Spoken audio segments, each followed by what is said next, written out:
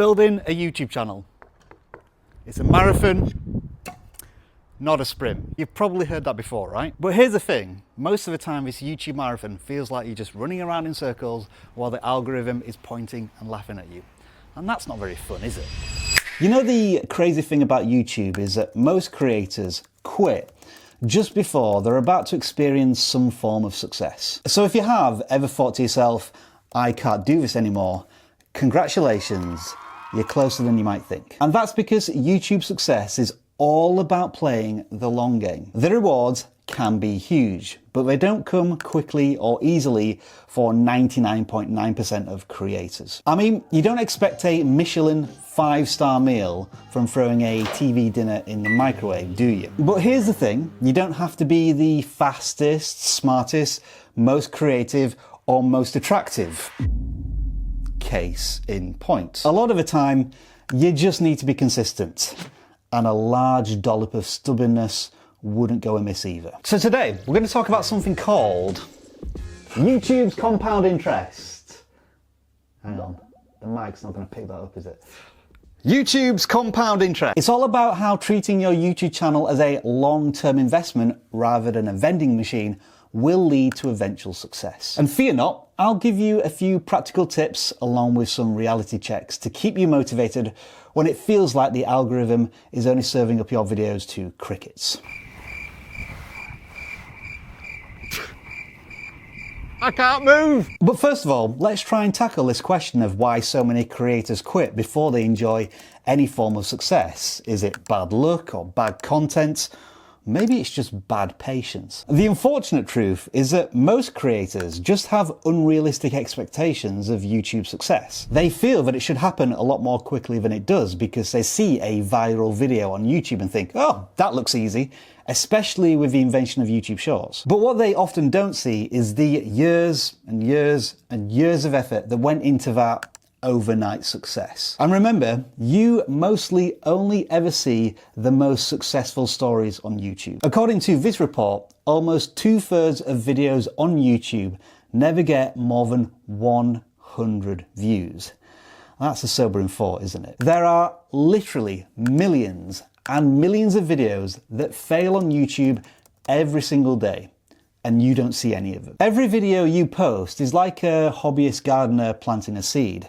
Most don't grow. Some will never grow. And this isn't a struggle that's just exclusive to small creators. According to some research Ed from Creator Booth did, for even the very best channels, only 3 out of every 10 videos grew their channels and broke out to new audiences. So that's what you might consider a 70% video failure rate, even from the cream of the crop on YouTube. Oh, and I should say thank you, Ed, for including us in your study. So when a video does take off, or more preferably several videos in a row outperform everything else you've done before it, your channel can transform. When it comes to planting those seeds, those creators that stick around tend to be the ones that can enjoy the harvest of them. What separates successful YouTubers from everybody else? It's not talent, it's not expensive gear or incredible charisma. That all helps, but it usually comes later. It all usually comes down to one trait.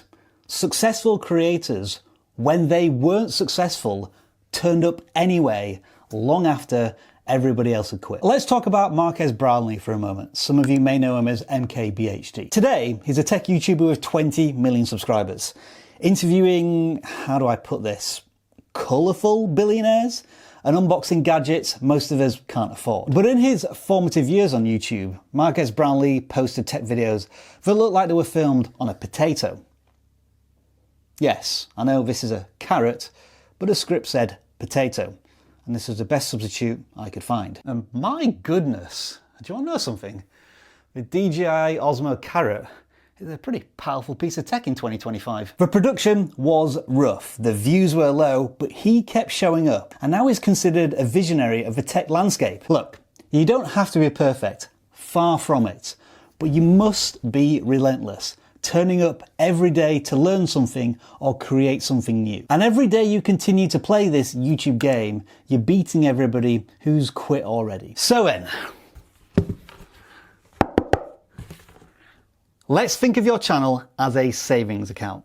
The more you invest, the bigger the payout. But it doesn't happen overnight. Every video you upload is like a small deposit into that YouTube bank account. But at first, you won't experience much growth. When you first start, only a few people may hang around from video to video. But if you keep feeding them what they like, YouTube will invite more people to your videos, and more of them will stick around. And as this momentum quietly begins to build in the background, you start to think less and less about the algorithm and more about serving those people who are sticking around. And spoiler alert, that's exactly what the algorithm wants you to do. The tipping point in this shift of attitude usually happens around about monetization time. For many months beforehand, you're thinking about 1,000 subscribers and 4,000 watch hours. But when it actually happens the day of, you usually, oh yeah, that happened today. That's cool. And that's the magic of YouTube's compound interest. It seemingly seems to reward you the most when you forget about it. You know what kills most YouTube channels more than bad content?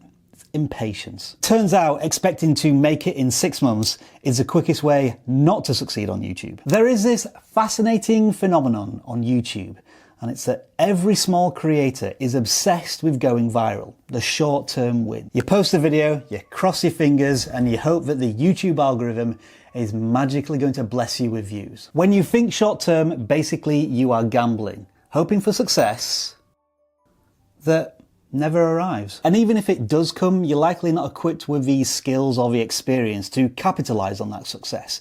You're a one-hit wonder. And it can feel even more devastating when, after that viral moment, your views completely collapse. On the other hand, when you think long-term and you're not going after those quick wins, then every video feels like a step forward or another brick on the foundation of something special. Also, can you hear that? Because I can. What I'm trying to say is, stop worrying about the video that you posted today that got a 10 of 10 or the lack of views you've got this week, and think about what you're building for the next 5 years. Subscribe? Yes! Now, if you still feel as if you're stuck in the YouTube grind, not making any progress, that is completely normal. Believe it or not, creators of all sizes, big and small, continuously go through these peaks and troughs of creative explosion and utter burnout. So in this video, I talk a lot more about that experience over my many years and thousands of videos on YouTube. And you know what? I still have a lot to learn myself. So go over there and find out what I'll be working on in 2025.